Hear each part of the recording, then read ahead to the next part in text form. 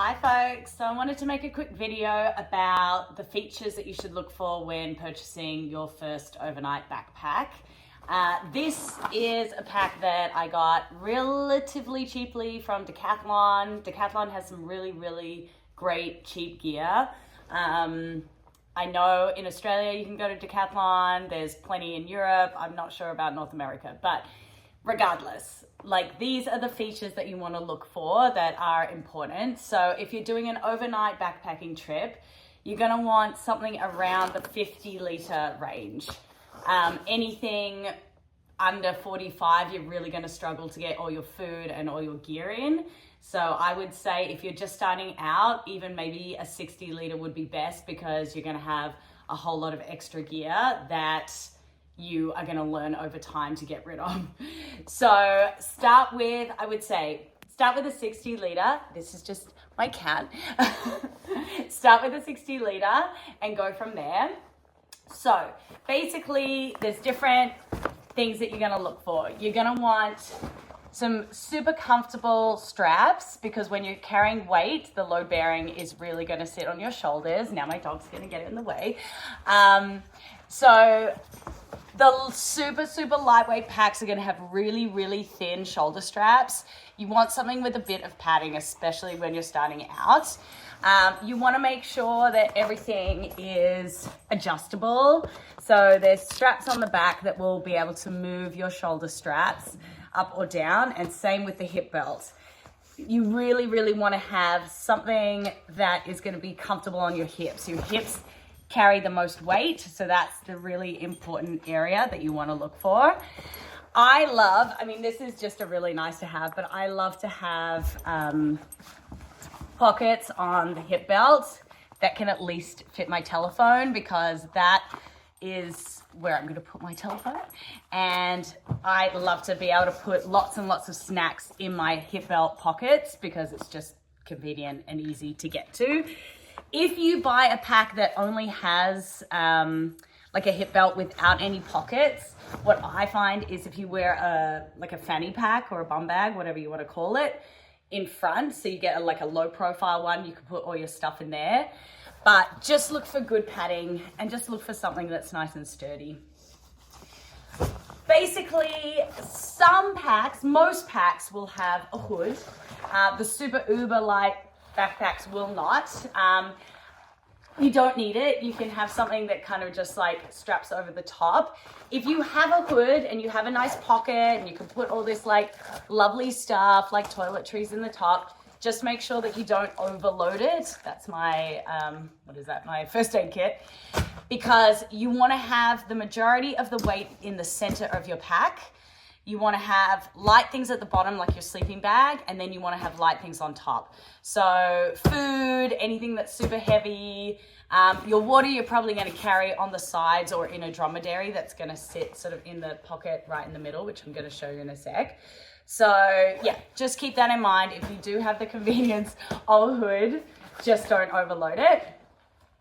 Then basically this is my massive clothing bag. I'm just going to take all these things out. That's my tent, ground sheet. This pack right now has all of my gear except it doesn't have any food. So you could see it was also already kind of full. That's my sleeping pad. It's my little pillow. It's super glampy style. And this is my sleeping bag. So my sleeping bag, I always make sure is at the bottom. Okay, other things you want to look for in a pack. I don't know if you're going to be able to see this so well, but basically there is, as you open the bag, there's going to be a pocket right on the back for your dromedary. If you are like me and you like to have your straw of water coming through, I find that way easier than just having to get to the side pockets and get my water bottle.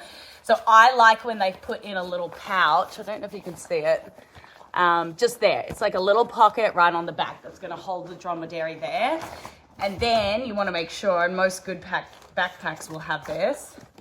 So there'll be a little opening here for the straw to come through. So it just means that it's super easy. You don't have to worry about it. I would suggest maybe a 1.5 to 2 liter dromedary, nothing too major. I would always have a water bottle on the side anyway. This pack has some decent side pockets. It's even got, hey buddy, I love you, but can you get out of the way for a sec? Thank you. Rocco, go sit on your bed. Go on, go on. Okay, so there's other pockets on the side of this. These ones zip up and they're a little bit unnecessary if you ask me. Rocco, come on, good boy. Okay. The only thing about this pack that I'm not too jazzed on is it's got this, well, my mom actually sewed this on for me. It's only got this tiny little mesh pocket at the front here. I love backpacks that have a nice big stretchy pocket on the front, because that's where you just want to like put your rain jacket. You want to put all the things that you want to get, like have close access to and be able to get to really quickly. So this tiny pocket, I just put my pack cover in it, which is a little bit dodgy because it might actually fall out. But you really want to have a nice big stretchy mesh pocket on the front. That is my ideal. This pack has some features. I think this is actually a bit more of like a travel pack because it's got this like zippy thing where you can kind of open the cover, a bit like a suitcase or whatever. Absolutely not necessary on a hiking backpack. It's just a nice to have for a travel bag. What else? I think those are the main things. So you definitely just want something that has a big open pocket, and ideally, the way you want to pack it is your sleeping bag right down at the bottom. If it can go kind of on its side down, that's going to give you the most space. Your tent is going to go in next. If I try to squish this so that it hits the bottom of the pack next to the sleeping bag, that's going to give you ultimate space. Then you can go maybe your sleeping pad, squish that in, the pillow. So these are all hitting the bottom next to the sleeping bag. So creating as much space. See, there's still tons of space. This is my ground sheet. It's just a piece of Tyvek, one of the best ground sheets that I've ever had. It lasts forever. It costs nothing. I think you could buy Tyvek on Amazon and just cut it to like the size of the base of your tent. Super sturdy. This is my pack cover. Oh, I also don't have my stove at the moment, so I am missing that. I have one of these just flat, like flimsy plastic plates that can fold up into a bowl. Super cool. Now, this is my clothes bag. I need to cut that down because that just has all of my hiking clothes, not just what I want to take on my next trip. That would kind of go somewhere. I'm really struggling to fit that in. And then basically what I would try to do is, put your food in the middle. And when this is smaller, you could put that at the top. Hey, baby. Okay, just out of the way. I'm almost done. Then, my sort of toiletries, I usually just carry it in a clear Ziploc bag so I can easily see what's in it. And it will keep it waterproof and protected, and it's lightweight. My first aid kit is also going to go in the hood. There we go. The other super nice thing about this pack is it's got some bungee cords up here. So if you have like a foam sleeping pad, you can put that right on the top.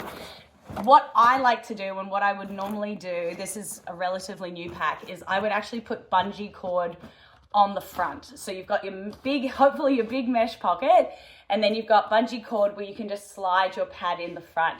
What that does is when you put your pack down, it will actually help it stand up. This one's pretty good.